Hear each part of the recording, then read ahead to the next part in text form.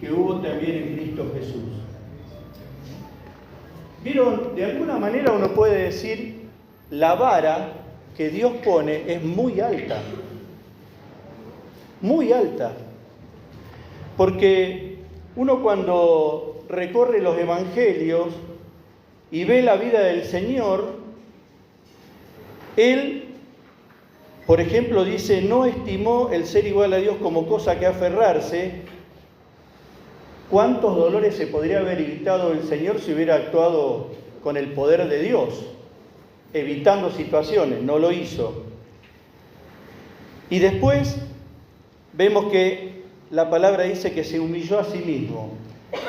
Uno cuando piensa eso, y el apóstol Pablo, guiado por el Espíritu de Dios, nos dice, haya pues en vosotros este sentir que hubo también en Cristo Jesús, de alguna manera nos pone contra la pared. ¿Qué escapatoria tenemos? Uno dice, pero esto es demasiado. Y yo les pregunto, hermano, ¿Dios nos puede pedir algo que no podamos cumplir, que sea imposible? Yo creo que no. Y a mí me gusta una palabra que Pablo usa frecuentemente, que es procuro. Claro, cuando hay algo, una vara muy alta, un pedido de parte de Dios, complejo, difícil, uno dice, no, esto no lo alcanzo, déjalo ahí nomás, ya está. No, procuramos, tenemos que procurar. Ese es el asunto. Ahora, gracias. Se nota la transpiración de ahí, se ve. Entonces,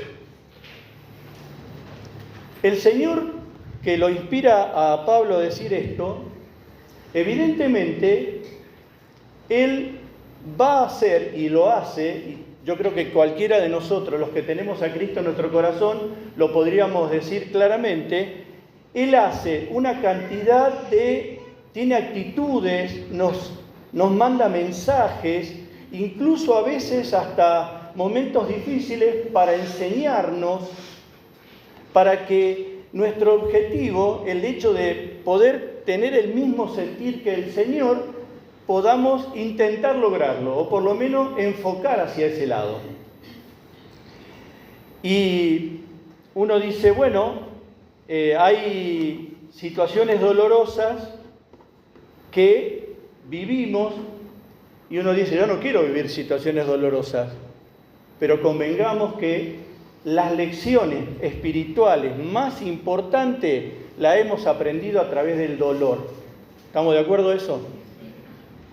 Qué duritos que somos, ¿no? ¿Será? Es así. Bueno, el aspecto que hoy quería tratar con ustedes, siempre pensando en este objetivo que tiene la Iglesia para este año, el tener el mismo sentir que hubo también en Cristo Jesús, y después nos hace un relato que es terrorífico, ahí muy fuerte, son algo que todos tenemos o podemos caer, y lo dice la palabra, no lo digo yo, son los autoengaños. El autoengaño, yo me acordaba de una frase muy habitual entre nosotros. Cuando nos estamos autoengañando, tenemos esta frase, no pasa nada. Pero mira que no pasa nada. Con ese no pasa nada, que lo usamos muchas veces, nos hemos dado la cabeza contra la pared muchas veces. ¿Estamos de acuerdo? ¿O me pasó a mí solo? No. Miren, por ejemplo, vamos al siguiente versículo. En Romanos 2, versículo 17 al 24, ¿de qué manera Pablo está hablando a los maestros judíos? Dice, tú que te llamas judío, confías en la ley de Dios y te jactas de tu relación especial con Él, tú sabes que a Él le agrada. Sabes bien que es lo correcto, porque se te ha enseñado su ley. estás convencido de que eres guía para los ciegos y luz para los que andan perdidos en la oscuridad. Paramos un poquito ahí. Los que nos atrevemos alguna vez a enseñar la palabra, y no me refiero desde acá solamente, aunque es un compromiso muy grande, sino todos nosotros en algún momento nos cruzamos con alguien y le decimos, ¿vos sabés lo que dice la Biblia? Y damos una pequeña lección. Bien, esto es para nosotros también, ¿eh? Y es para nosotros, y yo creo que tenemos que considerarlo como de parte de Dios. Nosotros conocemos la verdad, en algunos casos sabemos explicarla y siempre nos encontramos algún alumno por ahí, una forma de decir, ¿no? Alguna persona que nos va a escuchar y hacemos gala de nuestro conocimiento bíblico. Ahora bien, si tú enseñas a otro, ¿por qué no te enseñas a ti mismo? ¿Predicas a otros que no se debe robar? ¿Por qué tú robas? ¿Dices que está mal cometer adulterio? ¿Por qué tú cometes adulterio? Condenas la idolatría, pero tú usas objetos robados en el templo pagano. Te sientes muy orgulloso de conocer la ley, pero deshonras a Dios al quebrantarla. ¿No es extraño que las Escrituras digan, los gentiles blasfeman el nombre de Dios por causa de ustedes? Pablo ahí fue duro. Y esto no es más ni menos que los famosos doble mensaje. Los doble mensajes. Nosotros, hay un grupo de acá que somos padres. Y ¿cuántas veces nos pusimos a hablar con nuestros hijos y a explicarle cosas? Y claro, siendo chiquitos, ellos escuchan, nosotros los retamos y está todo bien. Pero cuando van creciendo y empiezan a observar que las cosas que nosotros a veces les pedimos, nosotros mismos no las cumplimos, y entonces alguno dice, pero papi, vos me estás diciendo esto, pero vos no lo cumplís.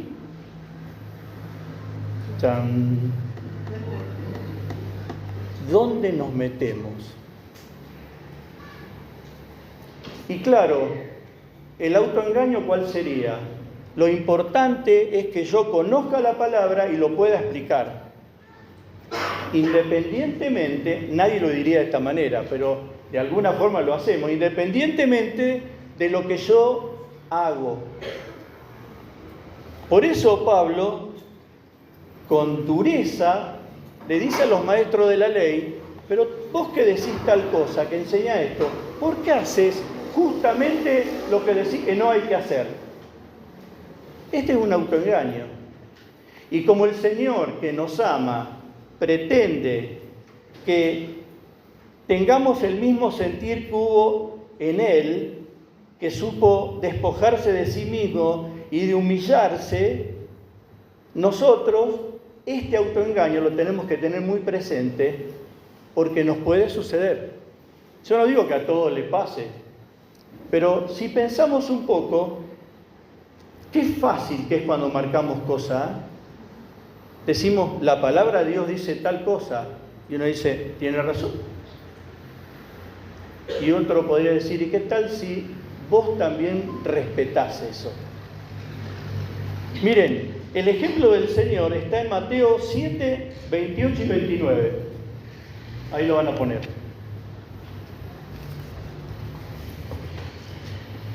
Y cuando terminó Jesús estas palabras, la gente se admiraba de su doctrina, porque les hablaba como quien tiene autoridad y no como los escribas. Es que cuando no caemos en este engaño, o procuramos no caer, es cuando tenemos autoridad. Todos hablan, pero va a hablar alguien que tiene autoridad y dice, no, pará, deja que está hablando tal, vamos a escucharlo. Porque cuando hay contradicciones, perdemos la autoridad. Por eso es que no tenemos que autoengañarnos y decir, no, yo con que diga las cosas que digo bien claramente y sea, digamos, contexto de la palabra, no importa después la otra parte, la parte práctica. Una vez alguien me dijo, como dicen, no tengo que decir, bueno, algunos religiosos, haz lo que yo digo y no lo que yo hago. ¿Vieron esa frase famosa? Esa es terrible, hermanos. Es famosa y terrible. Tenemos que decir, vos tenés que hacer lo que ves en mí. Pablo decía, sed imitadores de mí como yo de Cristo. No es que él sea el modelo, él era un imitador de Cristo. Y ahí está, él tiene autoridad. Y él podía mostrar las dos vidas, la anterior totalmente contraria a la vida que estaba viviendo ahora.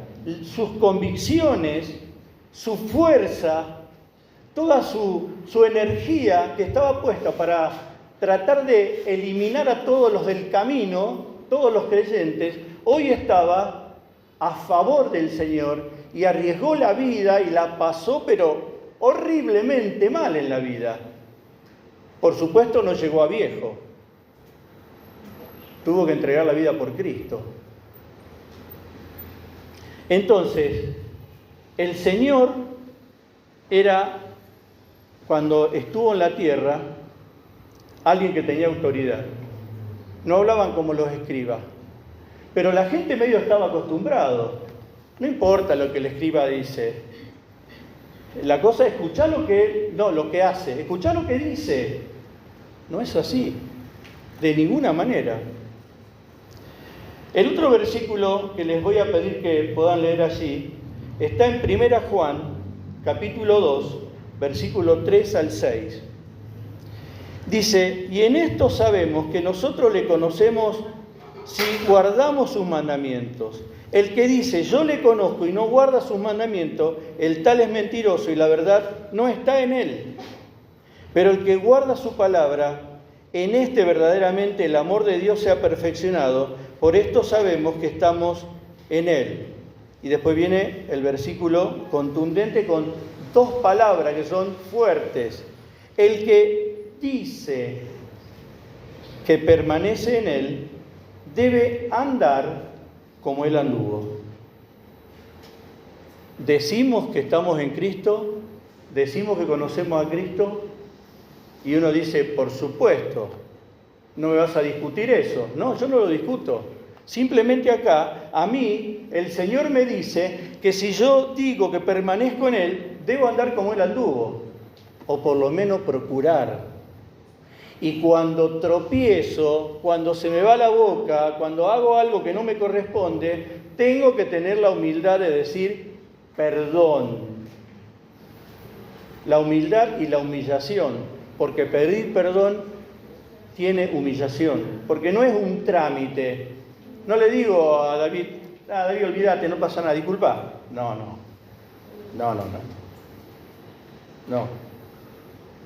Entonces esto también es uno de los engaños que tenemos. Y tenemos que tener mucho cuidado. Porque no es cuestión de que yo digo y digo. A veces es conveniente no hablar tanto del Señor si después nuestra vida no lo respalda, no respalda nuestra vida. No sé si lo dije acá, pero una vez se me ocurrió decir esto. Si lo repito, discúlpenme. Nosotros nos animaríamos a ir al vecino, decirle, vengo a hablarte del Cristo que vos ves en mi vida. No el Cristo, el de la Biblia. Vieron que nosotros tenemos una tendencia de agarrar los versículos y entrar a sacar versículos y hacemos un despliegue de conocimiento bárbaro. No. Cerramos la Biblia por un rato y le decimos, vengo a predicarte o a hablarte del Cristo que vos ves en mi vida. Lo estoy diciendo acá y tengo dos vecinos enfrente mío. Horacio, por favor. Dijimos que no digas nada. Bueno, perfecto. Esto es muy importante, hermanos. El poder ser coherente entre lo que digo y lo que hago. San Juan 6:38, allí lo tenemos al Señor también como un ejemplo. San Juan 6:38 dice: porque he descendido del cielo, no para hacer mi voluntad, sino la voluntad del que me envió. Él tenía claro que tenía un objetivo en la vida, en esos 33 años que vino a vivir en la tierra. Y era coherente lo que decía y lo que hacía, porque era obediente a su Padre. Esto es fundamental. Imagínense si el Señor hubiera dicho, hubiera alargado teorías y después a la hora de concretarlo, a la hora de verlo realmente en su vida, uno veía, otras cosas, contradicciones. Por eso, el que dice que permanece en Él debe andar como Él anduvo, o por lo menos procurarlo. Si no tenemos esta convicción y actuamos en base a este principio, estamos autoengañándonos, hermanos. ¿Y saben qué? Se nota. Se nota. Seguimos. Gálatas 6, versículo 7 al 10. Y acá Pablo, guiado por el Espíritu de Dios, nos dice algo. Uno dice, pero ¿por qué dijo esto Pablo? ¿Por qué dijo así? ¿Por qué no nos explicó el principio y ya está? Pero el versículo 7 dice, no os engañéis, Dios no puede ser burlado, pues todo lo que el hombre sembrare, eso también segará. ¿Por qué dice no se engañen? ¿Y por qué dice que Dios no puede ser burlado? ¿Acaso nosotros pretendemos burlarnos de Dios? Sí, lamentablemente. Qué bueno sería que uno siembre algo discutible y salga una gran bendición. Pero no sucede así, hermanos. No sucede. Yo no tengo mucha idea de campo y de siembra, pero yo veo que los productores tienen un cuidado por la semilla, un cuidado por la humedad del suelo. Hay un tiempo justo, porque esa siembra es fundamental para que después cosechen. Y acá Pablo nos dice que no tenemos que engañarnos. Parece la explicación a un chico. A un chico uno le dice, pero escúchame, si haces esto, tiene como resultado esto otro. Pero esto no le dice a un chico, nos dice a nosotros. Porque el que siembra para su carne, de la carne segará corrupción, mas el que siembra para el Espíritu, del Espíritu segará vida eterna. No nos cansemos pues de hacer bien, porque a su tiempo segaremos si no desmayamos. Así que, según tengamos oportunidad, hagamos bien a todos y mayormente a los de la familia de la fe. ¿Saben qué hacemos todos los días, hermanos? Sembramos. Sembramos todos los días, permanentemente. Hoy seguramente todos nosotros hemos sembrado muchas semillas. En nuestra casa, con el trato, en el caso de los varones, en el trato con nuestra esposa, si vivieran, nosotros no tenemos nuestros hijos viviendo con nosotros, pero si tuviéramos nuestros hijos, también estamos sembrando en ellos, todo el tiempo con el vecino en la calle, manejando. Hoy venía para acá y había un hermano que está sentado acá mirándome, me venía controlando atrás. ¿O no, Daniel? ¿Vieron? Pero es así. Y a veces uno siembra y tiene consecuencias por esa siembra. Y claro, decimos la famosa frase, no pasa nada, no pasa nada. Una vez había un hermano en Rosario, cuando estaba al frente de una iglesia, que él, de los 4 domingos del mes, un domingo venía. Yo le decía, ¿qué pasó con tal? No, él corría maratones. No, tiene una maratón en Paraná. Ah, mira vos. El otro domingo, no, él tiene una maratón allá. Y un día lo llamo y le digo, Carlitos, ¿qué pasó el domingo pasado? No, tuve una maratón muy importante. Él tiene 2 varones, 2 hijos varones. Le digo, Carlitos, si vos no le das importancia a las reuniones y al servicio a Dios, ¿de qué manera van a entender tus hijos que es importante servir a Dios y estar presente en las reuniones? Y él, que era una persona muy agradable, siempre con una broma, una sonrisa, era agradable, Carlitos es agradable, se le fue la sonrisa. Claro, no tenía respuesta. Porque no es cuestión de que yo siento a mis hijos ahí y les digo, chicos, es muy importante estar en la reunión y el servicio para Dios. Claro, uno dice buenas palabras, la del padre, muy buenas. Ahora, después, el padre tiene que mostrarlo. Porque los hijos se quedan con lo que ven, no con lo que oyen. Se quedan con lo que ven, no con lo que oyen. Por eso es importante tener cuidado de lo que uno siembra.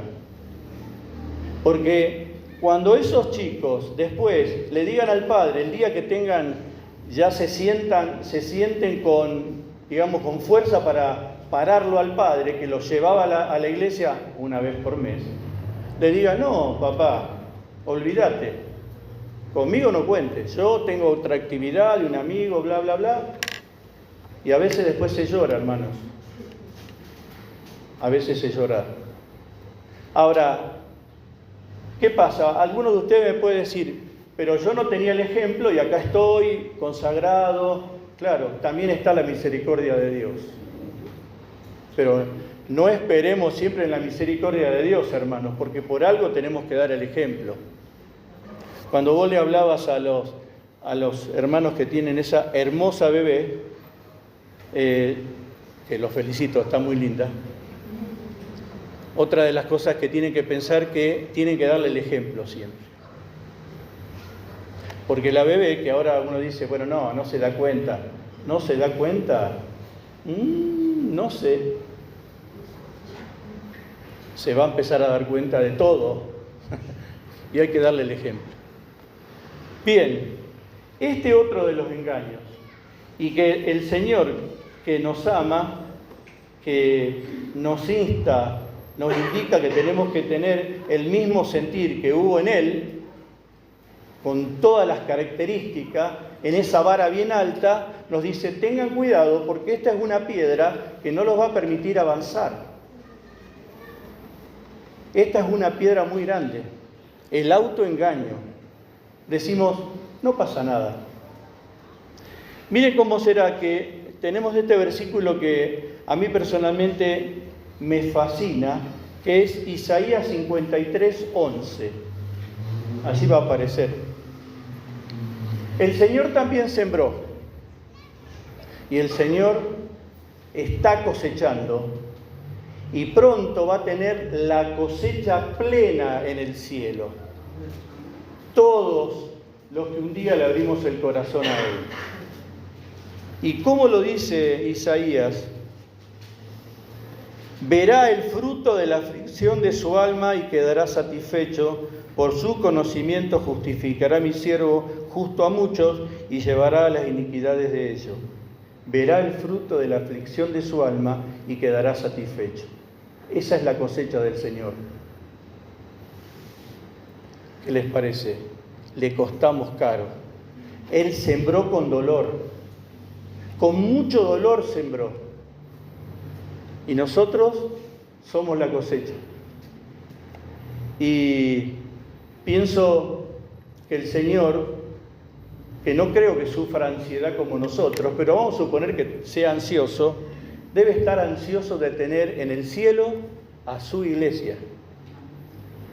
Imagínense el momento en que Él le dé la orden a los ángeles que recojan de todo el planeta los que murieron en Cristo primero y después los que hayamos vivido, como dice Pablo, los que estemos vivos, nos levanta y vea entrar al cielo a todos los creyentes. yo pienso que el corazón del Señor va a estar saltando de felicidad. Porque en ese momento va a haber la cosecha completa. Y va a decir, valió la pena haber sembrado de la manera que sembré. Valió la pena. Imagínense, hermanos, que en ese momento nos va a mirar a los ojos y nosotros vamos a recordarlo en todos los momentos que hemos vivido. Cuando el Señor, antes de encontrarlo o que nos encuentre, cómo nos iba buscando. Cuando nos encontró y todo el acompañamiento, los dolores, las alegrías, todo de cada uno. Y uno dice, ¿cómo lo hace eso? No tengo la menor idea cómo lo hace. Pero todos nosotros, los que tenemos a Cristo, podemos contar exactamente la experiencia de cómo nuestro Señor, en las alegrías y en las tristezas, estuvo a nuestro lado.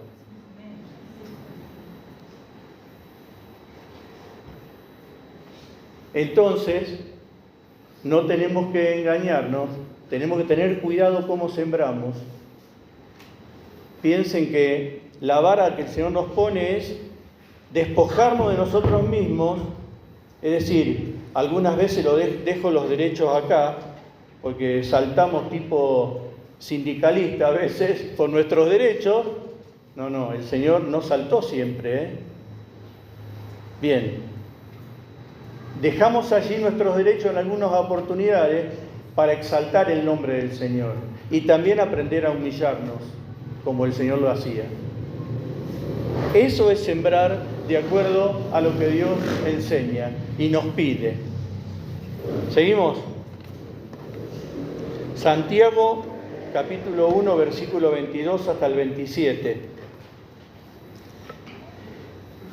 Pero sed hacedores de la palabra y no tan solamente oidores, engañándoos a vosotros mismos. Otra vez aparece la palabra engañándonos. Nos engañamos.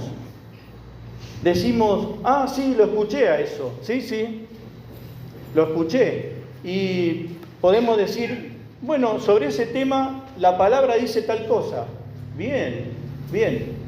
Pero acá nos dice que nos engañamos si solamente somos oidores y no hacedores. Porque si alguno es oidor de la palabra, pero no hacedor de ella, este es semejante al hombre que considera en un espejo su rostro natural, porque él se considera a sí mismo, se va y luego olvida cómo era. Mas el que mira atentamente, esto requiere trabajo y tiempo, en la perfecta ley, la de la libertad, y persevera en ella, esto requiere tiempo, humildad, el quebrantamiento en la presencia de Dios, dejar que la palabra nos pode.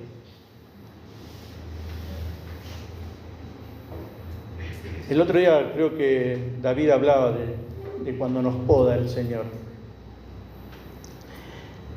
El que mira atentamente en la perfecta ley de la libertad y persevera en ella, no siendo oidor de olvidadizo, sino hacedor de la obra, éste será bienaventurado en lo que hace.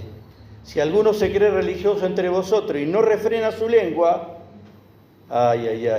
sino que engaña su corazón, la religión del tal es vana. La religión pura y sin mácula delante de Dios, el Padre, es esta: visitar a los huérfanos y a las viudas en sus tribulaciones y guardarse sin mancha del mundo. Con que yo sepa la palabra, con que yo oiga la palabra, y en mi casa cuando entre alguien está una canción de alabanza y después escucho al pastor tal y tal, está bueno, por supuesto. Acá no dice que no tenemos que ser oidores, pero no tenemos que ser tan solamente oidores, sino hacedores. ¿Qué aprendimos en el último año? ¿Qué fue lo que nos lastimó? Nos dimos cuenta que era una práctica, una costumbre, algo que deshonraba a Dios y lo pusimos en la presencia de Dios. Cada uno sabe. Si miramos para atrás y nada nos hizo nada, la palabra pasó al lado, algo está pasando, nos estamos engañando. Si estamos tranquilos, nos estamos engañando. No vamos a poder sentir el mismo sentir que hubo también en Cristo Jesús. Tenemos que ser hacedores de la palabra. De todas formas, hermanos, el crecimiento es lento. Es lento el crecimiento. Dios va poquito a poco tocando nuestro interior, haciéndonos entender. O no tuvimos la experiencia de que alguna mañana donde estábamos con la palabra hubo algo que el Señor nos dijo claramente allí que nos avergonzó. Y le pedimos perdón a Dios por alguna cosa que estaba deshonrando su nombre. Allí nos estaba hablando y allí tiene que producirse el proceso completo. Tenemos que ser hacedores de la palabra. Si no, queda en la mitad. No hace el efecto. Los que tenemos dolores de cabeza frecuente, sabemos que hay medicamentos que nos hacen bien. Pero alguien me diría, ¿vos tenés tal medicamento? Sí, por supuesto, tengo una caja ya. ¿Y por qué no la tomás? Ahí se va a hacer el efecto. Lógicamente. No haría falta mucha explicación sobre eso. Jesús pone un ejemplo que está en Mateo 23, del 1 al 4. Dice, entonces habló Jesús a la gente y a sus discípulos diciendo, en la cátedra de Moisés se sientan los escribas y los fariseos. Así que todo lo que os digan que guardéis, guardadlo y hacedlo. Mas no hagáis conforme a sus obras, porque dicen y no hacen. Porque atan cargas pesadas y difíciles de llevar y las ponen sobre los hombros de los hombres, pero ellos ni con un dedo quieren moverlas. Es muy fácil decirle a todos cómo se hacen las cosas. Es muy fácil decirlo, pero tenemos que ir dejando las huellas, el camino marcado para nuestros hijos, para las personas que nos ven, para nuestros compañeros de trabajo. Tenemos que ser hacedores de la palabra. Si solamente nos quedamos con conocer la Biblia, nos estamos engañando. Bueno, y ahora viene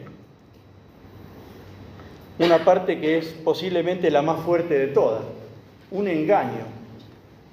Mateo 7, 21 al 23, dice el Señor, y esto no es para que el que haya entregado su vida a Cristo dude, para nada, para nada.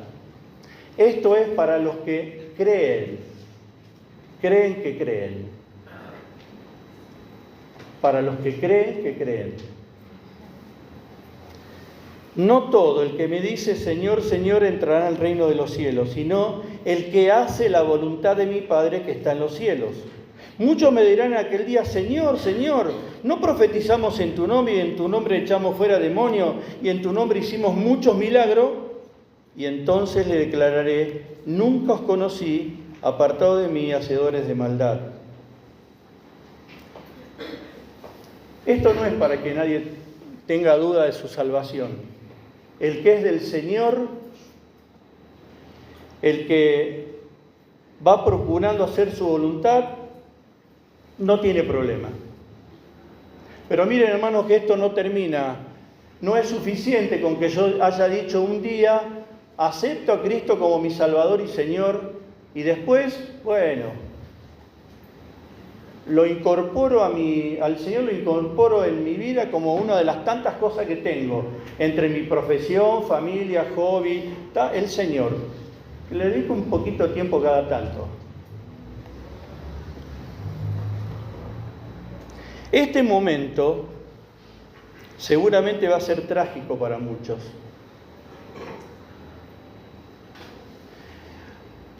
Si el Señor dice que va a pasar esto, evidentemente hay algunos que creen que está todo arreglado en su vida espiritual. Sería saludable que a ninguno de nosotros nos esté pasando esto. Dice la palabra, dice el Señor con toda autoridad, que no entrará en el reino de los cielos, sino el que hace la voluntad de mi Padre que está en los cielos. La vida cristiana que decimos, y es así, es gratuita, no hay que pagar nada. Bueno, la salvación es por fe, es la gracia de Dios manifestada, que es el regalo inmerecido. Estamos perfectamente bien. Ahora, hermanos, nuestra vida tiene que ajustarse a lo que la palabra de Dios enseña y a lo que Dios nos exige. Procurar hacer la voluntad de Dios. Con que yo venga a la iglesia, lea algunas veces la Biblia y ore algunas veces, especialmente cuando tengo un problema, eso no me asegura nada. Si yo estoy diciendo Señor, significa que estoy reconociendo que tengo en mi vida un ser que manda, que es el amo. Por eso no nos tenemos que engañar. De todas maneras, 1 Juan 5:12 nos tranquiliza para todos aquellos que un día, nosotros hace ya muchos años, teníamos con mi señora 15 años cuando encontramos a Cristo. 1 Juan 5:12 dice, el que tiene al Hijo tiene la vida, y el que no tiene al Hijo de Dios no tiene la vida.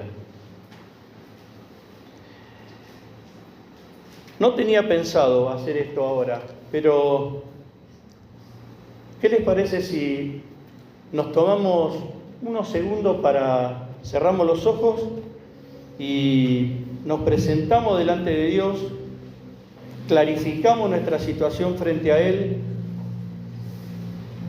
y le podemos decir, Señor, aquí estamos en algunos detalles engañados o autoengañados, te pedimos perdón. Y en esta hora quiero recomponer mi situación contigo. Quiero servirte. Quiero que el mismo sentir que hubo en Cristo Jesús pueda estar en mí. Quiero agradarte y servirte. Me pongo en tus manos para que tú hagas conforme a tu voluntad, que me marques por tu Espíritu Santo las cosas que debo sacar, que debo pedir que tu Espíritu Santo saque. Quiero servirte, quiero utilizar este último tiempo de la iglesia, pero ser efectivo y fructífero. Quiero ser uno de los pámpanos que lleven muchos frutos. Padre, gracias por tu amor, gracias por tu misericordia, gracias. Porque está el Señor preparando lugar para mí en el cielo y voy a estar con Él. Gracias, Padre. En el nombre de Jesús. Amén. Gracias, hermanos.